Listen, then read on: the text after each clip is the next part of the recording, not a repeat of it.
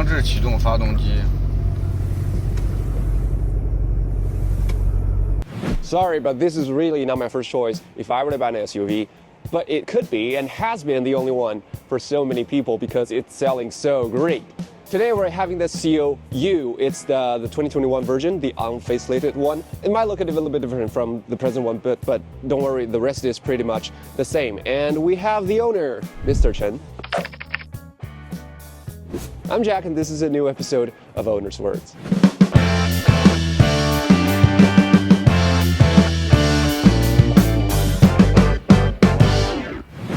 This is a hybrid SUV with a 1.5-liter engine and a 18 kilowatt-hour blade battery made by BYD itself. And it's said to go over 1,200 kilometers of range.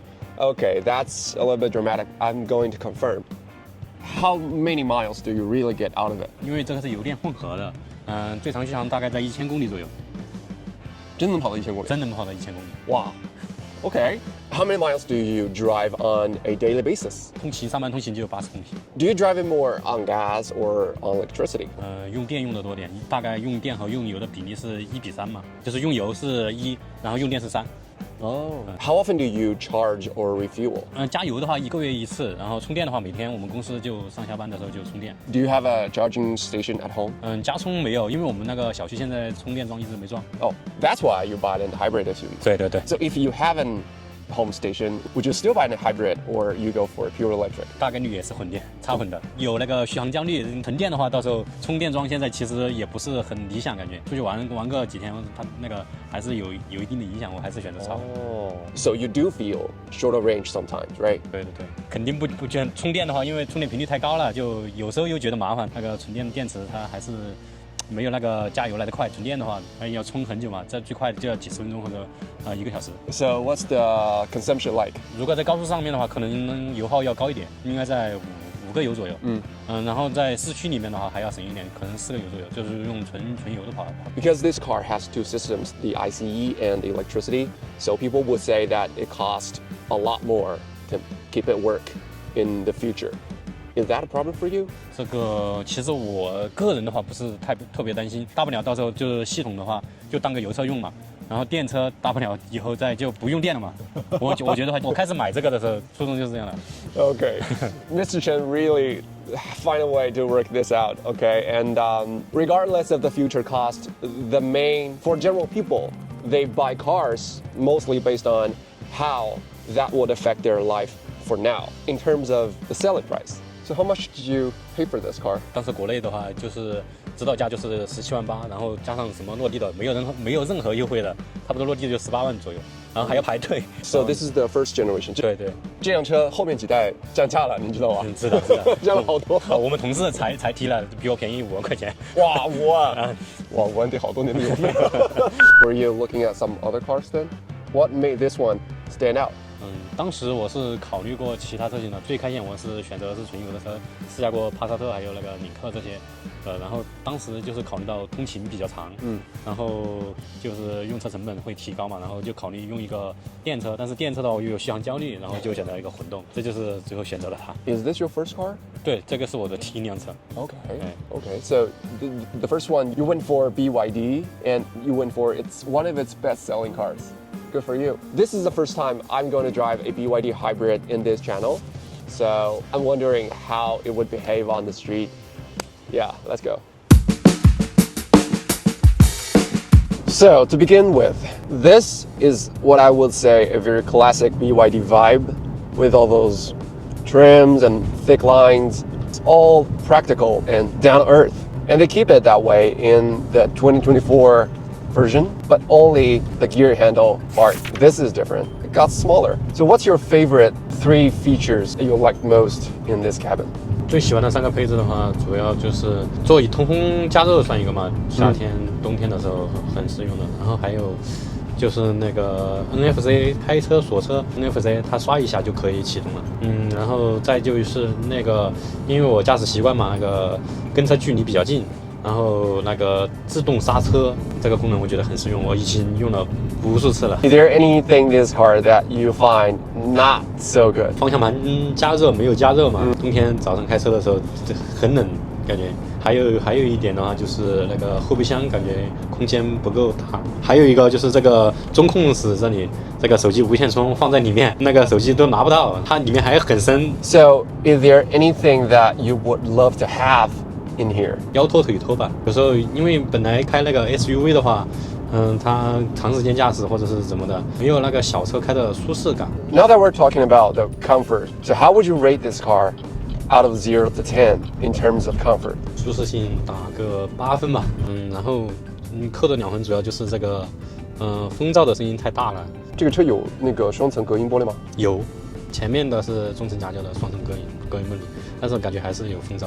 Yeah, I think about that. BYD has been making the right choice, like putting the dual pane glass on so many models, but that doesn't seem to help a lot with the noise issue. So we don't know. Maybe they could work on that. Do you often have passengers in the car? 经常有的话就是家人，其他的乘客就很少。What's the nicest and worst thing they say about this whole experience? 最好的评价的话就是低速的时候还是比较安静，然后再就是空间还是比较大，后排坐个三个人完全不拥挤嘛。最坏的评价可能就是我的车技了，他说晕车，他们就感觉就是本来 SUV 比较晃嘛，我的驾驶习惯就是比较暴力驾驶那种运动型的，然后他就觉得晕车，这个电车提速还是比较快的。Could that be one of the reasons that might make you feel like you could choose a sedan in the future? 暂时还好，坐我车的人比较少，一般就是我自己个人。So in terms of power, this car has 110 horsepower for the ICE and nearly 200 for the electricity from the motor. Pushes this car from 0 to 100 within 8 seconds and a top speed of 170 kilometers per hour. I definitely wouldn't say this is a slow car because it can run. So how is this power working for you? 动力的话肯定还是可以的，混动的，然后它的前段动力基本上是电机响应的速度非常快，对我个人的需求完全是大。You just said you were a fast driver, right? 就我上下班的话，有时候开到140都可以。What about the suspension? What about the chassis? How do you feel about that? 大的方面没问题，就是过颠簸一点的路段的话，可能稍微偏硬一点。Well, I have to say, this car is a little more bumpier than I think, and there's rattles coming from all around you. Yeah, it's kind of interesting. So, if with 20% extra budget, would you choose a high performance of this one, or you choose a standard power but a bigger car? 肯定是选那个大一点的版本的普通性能版本。高性能的，我觉得对于我们家用车来说没有必要。So BYD will still be your next car. 从我驾驶的那个里程，你看，我还是比较喜欢这辆车的，开了快3年了，现在感觉就跟才提车开的感觉是差不多的。哇，就感觉还是蛮不错的，没有任何大问题。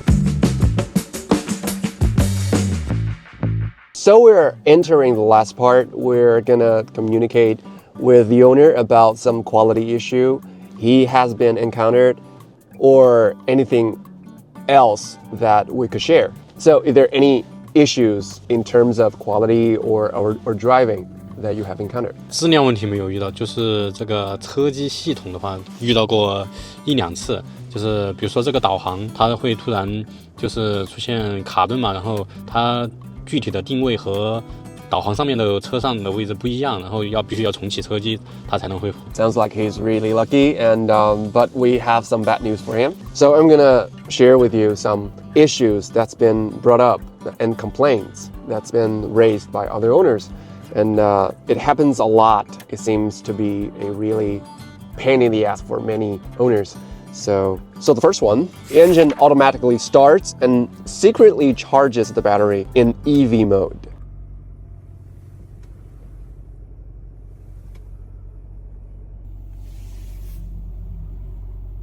这个我一直都是知道的，觉得还是能接受的。这个其实2-3天会启动一次，这个我闺女我都知道了大概。然后这个的话，它大概10分钟就你再切到 EV， 它就纯电模式了，它就没有太大的影响对我来说，这个我觉得不担心。Number 2, various rattles in the dash and the chassis.